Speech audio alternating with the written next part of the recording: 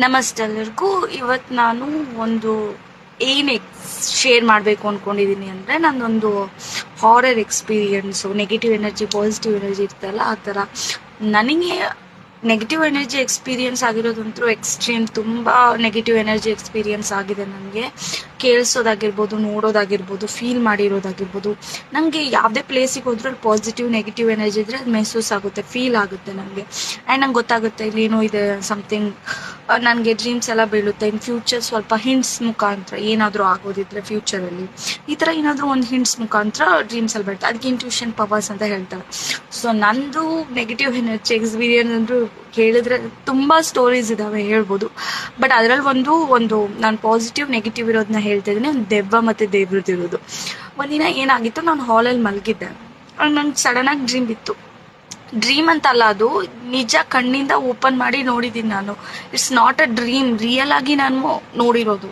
ನಾನು ಡ್ರೀಮ್ ಅನ್ನೋಕ್ಕೆ ಆಗಲ್ಲ. ಹೆಂಗೆ ಅಂದರೆ, ನಾನು ಮಲಗಿದ್ದೀನಿ, ನನ್ನ ಕಣ್ಣು ಹಿಂಗೆ ಬ್ಲಿಂಕ್ ಆಗಿ ಇಷ್ಟು ಓಪನ್ ಆಯಿತು. ಹಿಂಗೆ ನೋಡ್ತಾ ಇದ್ದೀನಿ, ಒಂದು ಹುಡುಗಿ 2 ಪೋನಿ ಹಾಕ್ಕೊಂಡಿದ್ದಾಳೆ. 2 ಪೋನಿ ಹಾಕ್ಕೊಂಡು ಹಿಂಗೆ ನನ್ನ ದಿಟ್ಟಿಸ್ಕೊಂಡು ನೋಡ್ತಾ ಇದ್ದಾಳೆ. ಯಪ್ಪ ದೇವ್ರೆ, ನನ್ಗೆ ಏನು ಮಾಡಬೇಕು ಅಂತಾನೆ ಗೊತ್ತಾಗ್ತಿಲ್ಲ.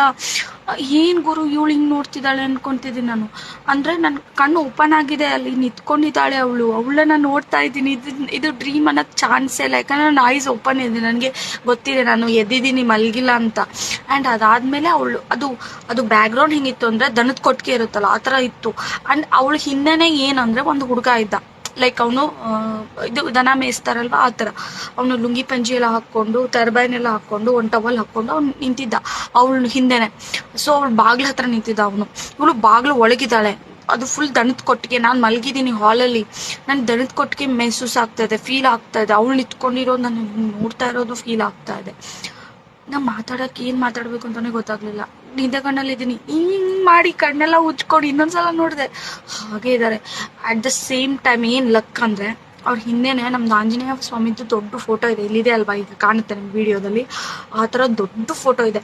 ಆ ದೊಡ್ಡ ಫೋಟೋದಿಂದ ಬೆಳಕು ಬಿತ್ತು ಅವರಿಬ್ಬರ ಮೇಲೆ. ಅವರಿಬ್ಬರು ಮಾಯ ಆದರು. ಸೊ ಸಡನ್ಲಿ ಬೆಳಗ್ಗೆ ಎದ್ದು 2 ದಿನ ಬಿಟ್ಟು ನಮ್ಮ ಅಪ್ಪನ ಕೇಳಿದೆ, ಹಿಂಗಾಗಿತ್ತು ಏನದು ಅಂತ. ಸೊ ಅವ್ರು ಹೇಳಿದ್ರು, ಅದು ಏನು 2 ಪೋನಿ ಹಾಕ್ಕೊಂಡು ಹುಡುಗಿ ನಿಂತಿದ್ಲಲ್ಲ, ದೆವ್ವ ಅದು. ಆ್ಯಂಡ್ ಅವಳ ಹಿಂದೆ ಯಾವ ಹುಡುಗ ನಿಂತಿದ್ನಲ್ವಾ, ಅವನು ಪ್ರೊಟೆಕ್ಟರ್. ನೀನು ಆಂಜನೇಯ ಸ್ವಾಮಿ ಅಥವಾ ಯಾವುದೋ ದೇವರು ನೀನೇನ ಪ್ರೊಟೆಕ್ಟ್ ಮಾಡೋಕೆ ಅವಳ ಜೊತೆ ಬಂದಿದೆ.